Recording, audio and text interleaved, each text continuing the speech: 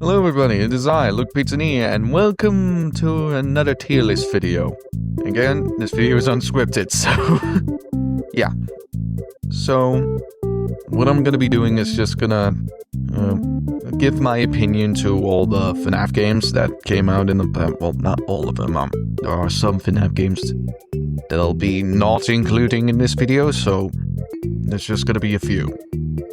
So, yeah, let's just get straight into it, I guess, because, I don't know. Alright. Let's start off with the first game, obviously. So, I'd say that it's genuinely great. Because obviously it's like the first game, like it started it all. Like, it's like how the franchise started, and I'd say it actually still holds up to this day, funny enough, so, yeah. But generally, this game is like, it's genuinely great. So, yeah. That's all I'm gonna say, it's just genuinely great because it's like the beginning of it all. And it's like a good game, like, even, like, oh, how am I gonna explain this? It's like, you know. Oh god. I should have had this video scripted, but it isn't. Oh god. Yeah, sorry. Sorry if I sometimes be quiet for a few moments. It's just that this video is just gonna be completely unscripted. So I'm just saying things all in one go, so let's hope it's good. So, yeah. So Five Nights at Freddy's 1 is like the beginning of it all, like I said. So yeah, that's all I'm gonna say, let's just move on. So, Five Nights at Freddy's 2, well, I'll say... okay, I will say it's decently good, not... like, sure, it is... like, yeah, it's just decently good because for one, it's like a new step up, and it's also quite tedious considering the many characters that it has now. Oh god. And I would know because I've played the game, and honestly, it's freaking tedious. Like, honestly, it's really tedious. Like, Jesus, it's very tedious, honestly. How many times have I said tedious? Probably a lot. Okay. Let's just move on. I have nothing else to say other than that this game is tedious. Alright, Five Nights at Freddy's 3. Oof, that's actually a good one. Like, I do understand the criticism of Springtrap's jump scare being a bit lazy, and that the phantom jump scares are more effective than the others. But it does have some good parts to it, so I'd say it's I say decently good. It's like, sure, I do understand the criticism of Springtrap's jump scare, but it's just decently good because it was supposed to be the end of the game until Scott wanted to continue on the franchise, and I'll explain later why. So, yeah. So yeah, I'd say it's decently good. Alright, Five Nights at Freddy's 4. Honestly, like, okay, so Five Nights at Freddy's 4 was mostly made because of, well, it's because of the criticism that Scott received from FNAF 3 about Springtrap's jump scare being lazy. And Scott wanted to make a FNAF game that really steps into the horror genre. So, yeah. So, yeah, it's generally great because it steps up the horror, like, it's really giving that horror vibe, you know, it's and I like the idea that instead of taking place in a rundown pizzeria or horror attraction or an active pizzeria, it takes place in a house. And you're just a child inside of that house. Well, there's many monsters all around it. That actually sounds disturbing, knowing that you're just the only child, your parents have left you, and all you have to defend yourself is the flashlight and the doors, which is not gonna be enough. Honestly, I would know because playing Night 5 is very intense. because you're up against one animatronic, but that one animatronic is like all the other, like all the main four, like Nightmare Freddy, Bonnie, Chica, and Foxy combined into one. And it really is intense. Nightmare Fredbear is like the final boss of Five Nights at Freddy's 4, and that is a really unique idea, and I like it that there is a night that you only have to face up against one character, but that one character is just incredibly intense to beat. So I really like that idea. So yeah. So Five Nights at Freddy's 4 is like generally terrifying, if I be honest, because, you know, the whole nightmare animatronics. But, yeah, but according to some lore, that the house is actually not an actual house, but a test experiment for William Afton to use. And the nightmare animatronics are just dummies on wheels, apparently. You never know that. I never knew about that until when I heard about it in a new book called Dittophobia, I think, or is it another one? I don't know. But yeah. So let's just move on. FNAF World. Yeah, I do understand the mixed reviews that came along with the game. Like, I know FNAF World seems like out of place when in the Five Nights at Freddy's because it's all friendly and RPG and all that shite. But honestly speaking, I think it's good, but I would say it's decently good. Like, it has the potential to be great, but, you know, decently good is also not so bad of a rank, so, yeah. So yeah, FNAF World is like, I do understand that Scott wanted to do something different with the franchise, like making it more friendly, but yeah, I do understand the criticisms, so I'll just say it's decently good, because I did, frankly, enjoy playing the game. It was quite a lot of fun. Alright, moving on to Sister Location. I'd say Sister Location is like a real step up, because not only is it free roam, it also has some dark elements, like it mentions... Okay, I don't know if YouTube would enjoy me saying this, but it has people hanging. Yeah, Sister Location has that, and when I first saw that, I was like, holy crap, that's just messed up, dude. And people say, well, I have heard people say that Five Nights at Freddy's is not really a horror game, it's more of a kids game. You will be freaking wrong, because Sister Location has people hanging. I shit you not. Anyway, so I'd say, it is decently good. Mainly because I haven't beaten the game, because Night 4 and Night 5 are quite difficult. I did manage to beat Night 4, but Night 5, no. Alright, so I'll just say it's decently good. So yeah. Moving on. Pizzeria Simulator. Alright, I think, yeah, there's a lot to consider here, because it's also, like, it has two different gameplays. Like, one, you get to customize the pizzeria, like, maybe upgrade it, or add new stuff into it, or new animatronics. You could just customize it. It's a whole pizza tycoon kind of stuff, which I actually do like. I do like the idea where you get to customize your own pizzeria, but let's not forget, this is a horror game we're talking about. Because then we have this whole other gameplay section where we get to do some management work stuff, while also being hunted by many amalgamations of animatronics. Like, we have a Circus Baby, who's now Square Baby. William Afton is back, of course, as always, because he always comes back. Lefty, which is an interesting concept, that Lefty is meant to be a trapping device for the marionette, which is also pretty interesting. And then we have Multi-Freddy, who's just entered, but without Circus Baby. So yeah. And then I do like how Pizzeria Simulator ends a certain era of the franchise, which I do like. I do like the concept that Pizzeria Simulator gives out an ending to the Afton era. And, like, it has a perfect ending. Like, the connection terminated and all that stuff. Like, I do like the ending. Like, I do like how Scott put that in a way. So yeah, I would say... Ooh. It's a lot to consider, actually. I think I'll just say it's, I'll say it's 50-50, because although it has a good ending, the Pizza Tycoon stuff makes it look like it's kid-friendly.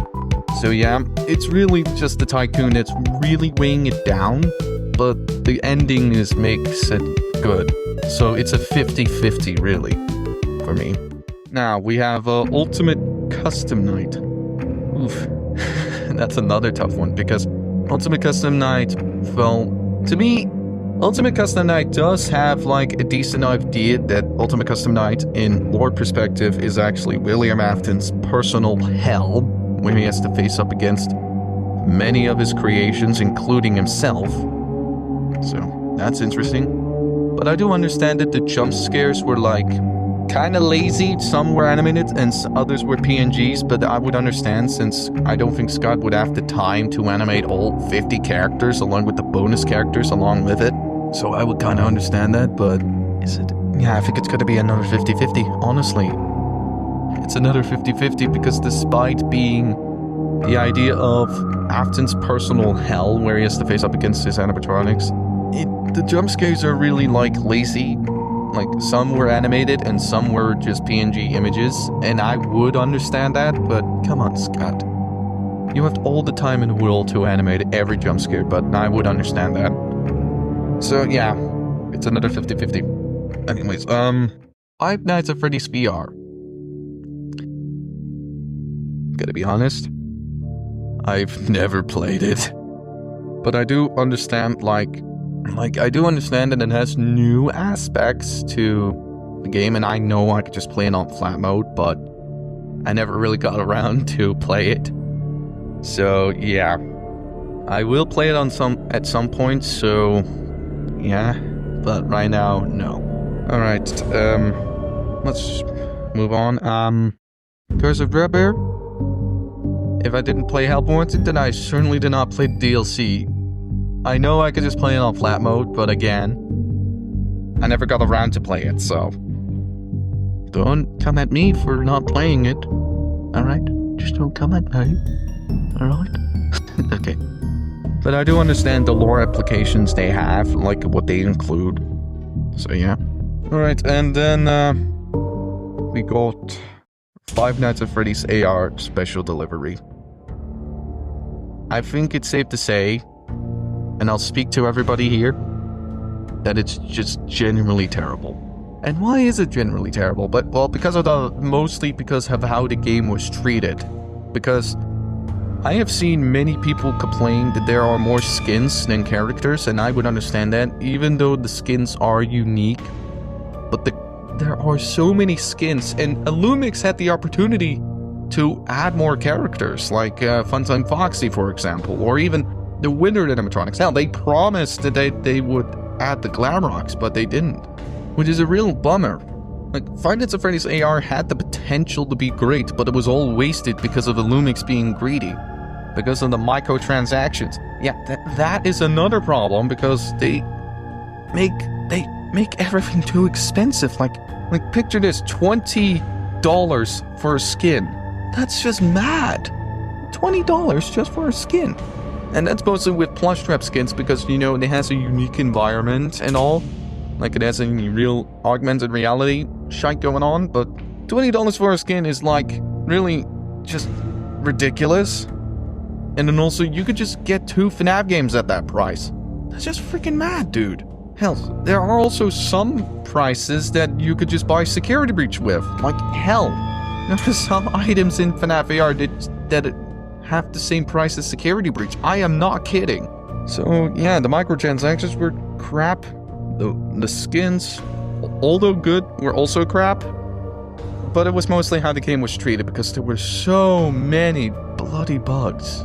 Many glitches that, like, for personal experience, I did experience those glitches, like, yeah. And it was really annoying, because sometimes I didn't get the items I wanted. So, yeah.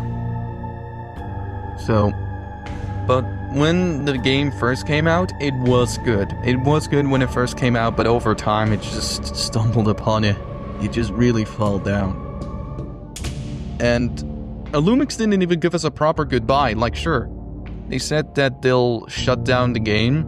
It's like they don't even want to deal with it anymore. Like, they just want to, you know what, we're not dealing with this game anymore. This game is dead to us. Like, why? So yeah, terrible, just genuinely terrible. Now, let's move on to Security Breach. It's honestly decently good. Now, to be fair, I did understand the criticism that the game just wasn't how people expected, but it is still, like, I did enjoy the game when I first played it, because when I first played it, it was just an awesome experience to me. So I did enjoy playing the game, but I do understand the criticisms of the game. Like, I do understand. But this is only just my opinion, you know. If you don't like it, then that's completely fine.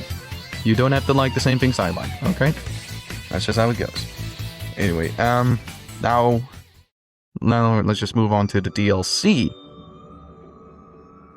Honestly, it's generally great because Ruin was like it really stepped up to the horror genre, and I played it right from the get-go. Like right after the game came out, I immediately just played it. And I gotta say, so I did play the game blind, and I love that it just meet up to my expectations. Like, I did had an expectation that Glamrock Bonnie might appear, and he did appear. And not only as a cutout, but also as an actual game model. Which is pretty amazing, honestly. It's pretty good. And I like that. So yeah, and Ruin also includes this another antagonist that we've never seen in FNAF games, but only in the books. The Mimic, which is a very cool antagonist. Like, I do like the idea of an AI endoskeleton. Like, it's not even possessed or anything. It's just entirely AI. And it's programmed to mimic voices and impersonate anyone, while also being disturbingly terrifying by ripping people's arms and heads off, and then pile them up, which is pretty creepy. And it also was revealed that the Mimic has existed longer than that. He has existed before, like, way before the first game, even before the second, hell, before any of the games. And there is a game coming out that would explain that, which is pretty interesting. So, yeah. Now, let's see, and next up, Five Nights at Freddy's, Help 1 to 2. It's just like just like the first game in DLC, never played. But I have seen, like, the gameplay of it. Like, I did have seen it, and I'd say it is pretty good, actually. But I've never gone around playing it, like, with the other games, so, yeah. That's all I'll say. Never played it, but I do like that it has interesting elements to it. Now, up to the last game we have for today is Five Nights at Freddy's Into the Pit. Well, that's another interesting one, isn't it? A very interesting one. Now, to be fair, I did play the game, but I played it on console, so it was very buggy. Because when I got jump scared, it immediately crashed. The game just instantly crashed. So the game is kind of not really decent with consoles, but I did play it. And I do like that this game is based off a book. And I do like the Easter... my voice is correct. The Easter eggs that it include. So, even though I did play it, I'd say it's decently good. I'll just say that. Because even though I only played a little bit of it, I do like what it has. I do know what's inside the game. So yeah. And that'll be the tier list. So yeah. So in first place we have Five Nights at Freddy's 1, of course, because it's like the start of it all, and then we have Five Nights at Freddy's 4, which stepped up to the horror genre a bit more, and then we have Security Breach Ruin, which is like a thank you, like a forgiveness card for Security Breach. So good. And then in the decently good tier we have Five Nights at Freddy's 2. Although it is a good game, it is honestly intense. And Five Nights at Freddy's 3, yeah, I'd say that, yeah, despite the criticisms of Springtrap's jump scare, it did had a good ending. It did, because after FNAF 3 there came a lot more other games. And then we have FNAF World, which is also decently good because it is it really steps into the new parts. Like, it really just ups to the new genre, like making it kid-friendly and RPG and all that, while also maintaining also secrets. And then we have System Location that, although it has a good ending, it did had a few difficulties, like with the Nights 4. Because when the first came out, Night 4 was just impossible to beat, so the Night had to be lowered the difficulty because of that. So yeah. And then we have Security Breach, which, although it did not really meet with everybody's expectations, it is still a good game nonetheless. And then we have Into the Pit, that I do like the idea that a book gets to be turned into a game, but it did add a few, even in my experience of playing, it did add a few bugs. Like, it was extremely bugged on the console, so yeah. And then we have on the 50/50 tier, we have a Pizzeria Simulator that, although it has a very good ending to a certain era of FNAF, the Pizza Tycoon thing really weighed it down, so yeah. Ultimate Custom Night, same, although with being about Afton's personal hell, it did have lazy jump scares. Like, some were animated and some were not, so yeah. That I can understand, but it is a 50/50. And the decently bad, we have none. And then in genuinely terrible, FNAF AR. I already explained it, it's just terrible how the game was treated, and it's kind of a shame how the potential was wasted, so yeah. And then on the Never Play tier, we have all the FNAF AR games, including the Dreadbear DLC. And that is it. So I hope you guys enjoyed the video, yeah, that's it. Bye-bye!